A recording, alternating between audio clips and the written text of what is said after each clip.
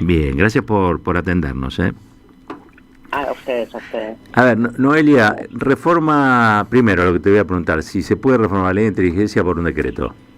No, ya arrancamos mal, no, claro. Tenemos un DNU, que de hecho fue sacado el último día hábil del año, ya con las extraordinarias terminadas, justo con la finalización de las extraordinarias. Entonces ahí tenemos el primer problema, que además de que se está reformando la ley de inteligencia, que debería ser un debate profundo de qué queremos que hagan los organismos de inteligencia en nuestro país, se hace por DNU, un decreto del presidente, sin que no alega ninguna situación de emergencia, que es lo que tiene que suceder en todo DNU, como ustedes bien saben. No se entiende cuál es la emergencia de sacar un DNU el último día hábil del año, sin ninguna discusión, sin una situación de seguridad o amenaza inminente que haga necesaria una reforma por DNU para que luego pueda pasar por el Congreso.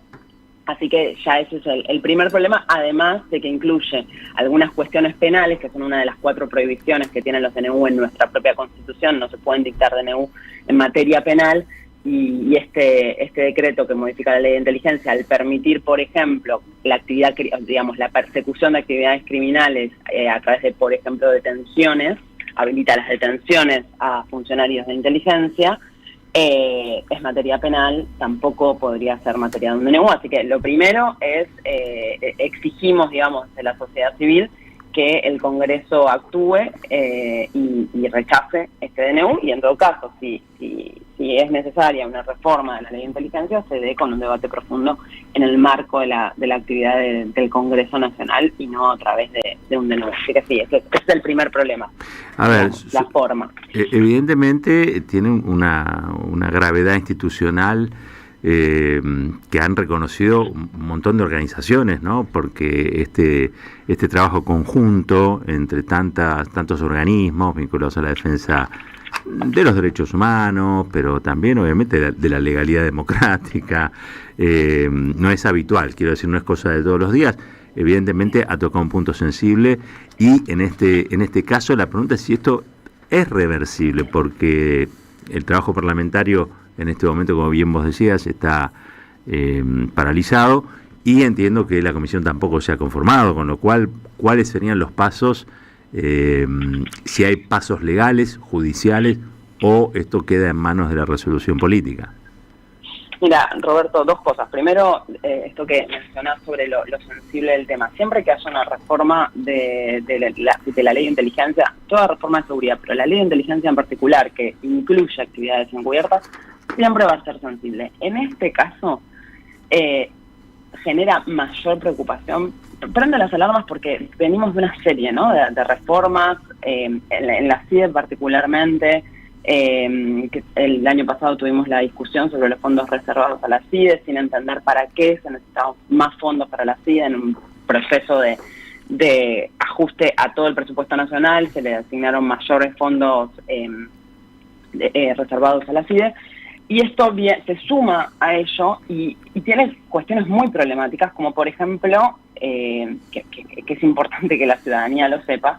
Todas las tareas de inteligencia a partir de ahora pasan a ser encubiertas. En la ley esto no era así. Específicamente se decía cuáles iban a ser tareas encubiertas por parte de los agentes de inteligencia.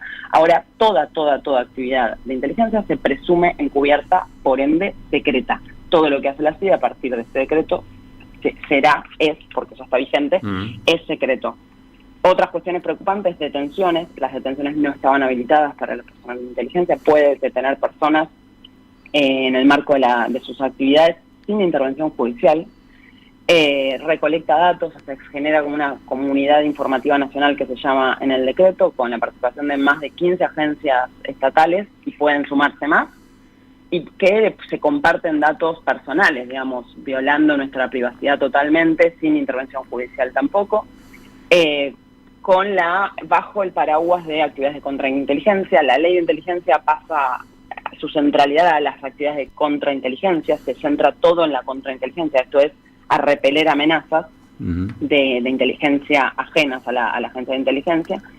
Entonces, bajo ese paraguas de actividades de contrainteligencia, se puede recolectar datos, se puede tener personas, se pueden hacer tareas represivas, tareas compulsivas, Y básicamente bajo esta amplitud de esta nueva definición de inteligencia, lo que genera preocupación principalmente de la sociedad civil es que cualquier actividad crítica al gobierno, sea en una protesta, sea en redes sociales, sea en donde sea, cualquier crítico al gobierno, cualquier actividad de expresión puede convertirse en una amenaza,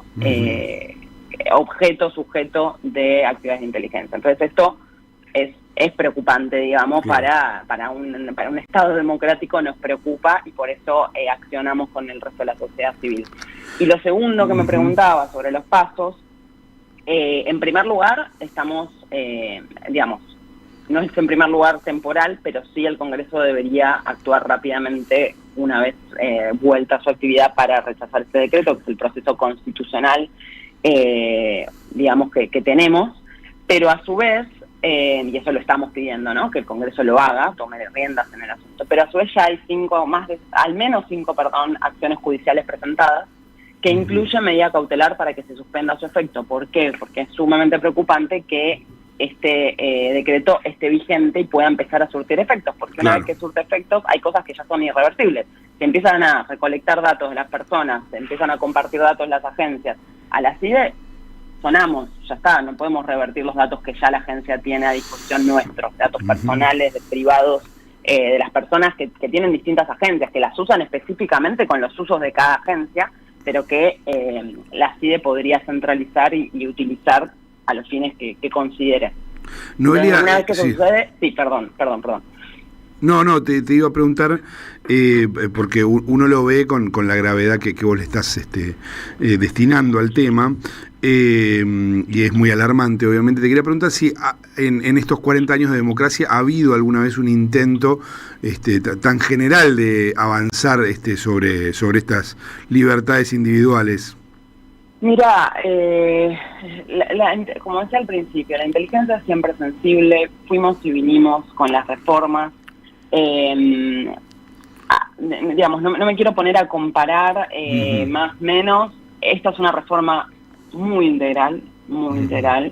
Veníamos como de procesos al contrario, ¿no? Veníamos, la última reforma venía en el sentido contrario, evitar que, digamos, cuando se hace la transformación de la AFI, era evitar justamente delegar demasiadas funciones de política criminal, de investigación criminal en la CIDE, claro. Y esto revierte todo eso, al contrario, lo pone en el marco de la CIDE, la política criminal, la investigación de inteligencia criminal, y no solo eso, sino que le da el carácter de encubierto. Eso, además de que le esté asignando estas funciones que queríamos que no las tenga, digamos, y sobre todo en el marco de un proceso democrático, acuerdos básicos, por ejemplo, que rompe este decreto también en el marco de estos 40 años de democracia, son la participación de las fuerzas militares en la inteligencia. Claro. El decreto incluye que las fuerzas militares pueden apoyar el trabajo de la CIDE de inteligencia. Eso no, digamos, era un acuerdo básico que teníamos regresada a la democracia que no podía suceder. Entonces esas cosas sí, digamos, son como inéditas, por decirlo de una manera inédita, digamos, en estos años, y que retroceden. Pero diciendo que puede pasar ahora, puede pasar que la justicia, digamos, haga lugar a las medidas cautelares que se solicitaron para evitar que este decreto surta efectos, hasta tanto se decida de fondo si el decreto es válido constitucionalmente o no, pero mientras tanto que no se implemente. Eso es lo que se está solicitando en las distintas acciones judiciales, y esperemos que se pidió habilitación de feria, porque obviamente el Poder Judicial está en feria judicial, se pidió que se habilite la feria por lo urgente e lo irremediable de la situación si surte efecto. Estamos esperando que la justicia decida al respecto. Noelia, a ver, en la historia más reciente, ¿la CIDE alguna vez tuvo un poder similar o pudo hacer estas cosas que el decreto ahora intenta que se produzca? Mira, la ley era mucho más, digamos, la ley era restrictiva en las actividades de inteligencia, y por eso siempre con los problemas que tuvo, y la actividad de la CIDE siempre es difícil de controlar, siempre lo fue las actividades de inteligencia. Ahora ya, directamente, por una norma, establecer este nivel de amplitud, eso es lo peligroso. Ya directamente se está habilitando legalmente, lo que si sucedía antes era ilegal en el marco normativo que teníamos. ¿sí? Lo que hacían las actividades de inteligencia, las agencias de inteligencia por fuera de la ley era ilegal. Ahora el decreto directamente lo habilita. Nuestro marco normativo es totalmente habilitante, porque además las definiciones de inteligencia y de contrainteligencia se amplían de una manera que ya no hay límite a esa actividad de inteligencia. Claro. Y esto se suma al secreto, ¿no? No sabemos. Antes se intentaba tener cierto control judicial, cierto control de los agentes auxiliares de la justicia. Ahora no hay posibilidades de control, porque no establece un mecanismo de control a las distintas acciones de inteligencia, porque justamente son secretas y encubiertas. Claro. Eso es lo peligroso. El marco habilitante es amplio y lo va a permitir. A ver si yo enfoco bien la situación, porque la CIDE no deja de ser un órgano que tiene una dependencia política. Digamos, no es una fuerza de seguridad que tiene un saber técnico. Al fin de cuentas, aquí el titular de la CIDE lo pone el presidente, o el presidente, el jefe de gabinete, o me equivoco. Sí, es político, exacto. Sí. Claro. No son fuerzas de seguridad, no son fuerzas claro. de seguridad para nada. Pero acá las van a hacer intervenir en asuntos que tienen que ver con la seguridad interna. Exacto. Policía y fuerzas militares. Exacto. ¿La excusa siempre es la narcocriminalidad? Digamos, uno ve que eso se va trasladando a otros lados, ¿no? Y sirven para vulnerar derechos en casi cualquier lugar del mundo hoy día. No, la excusa es mucho más amplia. Es amenaza a la seguridad en general. Eso es lo que decía al principio un poco, ¿no? El DNU habla de las posibles amenazas a la seguridad, etcétera, pero sin entender cuáles son esas amenazas de las que estamos hablando. No habla de nada concreto que estén evaluando, que estén viendo, que nos pueda decir a la ciudadanía, bueno, ok, es necesario hacer algo porque, digamos, hay una amenaza inminente. Habla de amenazas generales a la seguridad, como se puede dar en cualquier contexto. Claro. Noelia, te queremos agradecer muchísimo este ratito aquí en la Radio de las Madres. Gracias por la claridad. Hasta luego, que tengan buen día. Que tengas buen día. Noelia Garone, directora de Protección y Promoción de Derechos Humanos de Amnistía Internacional. Más de 20 organizaciones de la sociedad civil se han pronunciado por este decreto. Es un decreto realmente